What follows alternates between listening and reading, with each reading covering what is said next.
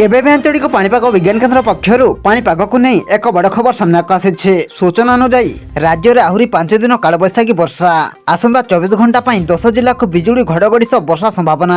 तेबे आसंतु नजर पकाइबा राज्य में आगामी 5 दिन कालबैशाखी प्रभाव में केउ केउ जिले में बिजुड़ी घड़घड़ी सहित प्रबल अति प्रबल वर्षा होबार संभावना रही एवं केउ सब जिला को अलर्ट जारी करछि पाणीपाग विभाग।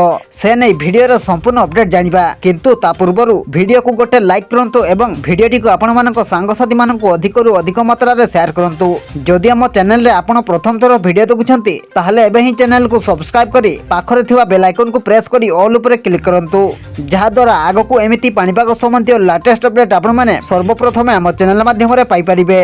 पाणीपाग विभाग पक्षर प्रकाशित रिपोर्ट अनुसार राज्य में वर्तमान कालबैशाखी प्रभाव में वर्षा सह झड़ी पवन किछि किछि जिले में हेउथिबा बेले आगामी 5 दिन जाए लगी रहिबो वर्षा।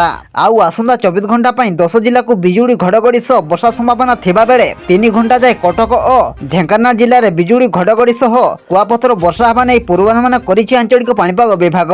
एहा सह 40 ରୁ 50 किमी पवन बहिबार संभावना करिछि पाणीपाग विभाग। सेहिपरि 24 घंटा रे वर्षा होबाक थिबा जिले में 30 ରୁ 40 किमी झड़ी पवन सह वर्षा होबार संभावना थिबा बेले येलो वार्निंग जारी करछि पाणीपाग विभाग। आसंता काली कलाहांडी और नवरंगपुर रे 40 ରୁ 50 किमी रो पवन सह बिजुड़ी घड़घड़ी जनित वर्षा होबार संभावना थिबा बेले आसंता काली कलाहांडी और नवरंगपुर रे 40 ରୁ 50 किमी बेगर पवन बहिबा सहित बिजुड़ी घड़घड़ी जनित वर्षा होबार संभावना थिबा बेले एही दुई जिला को ऑरेंज अलर्ट जारी करछि पाणीपाग विभाग।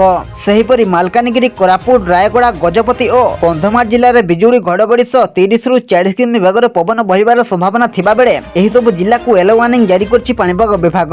5 दिन जाए 23 तारिख पर्यंत वर्षा लगी रहिबा सह पवन हेबो। घड़घड़ी और कुआपथर पड़िबा समय सतर्कता अवलंबन करिबा पई परामर्श दैछि पाणीपाग विभाग।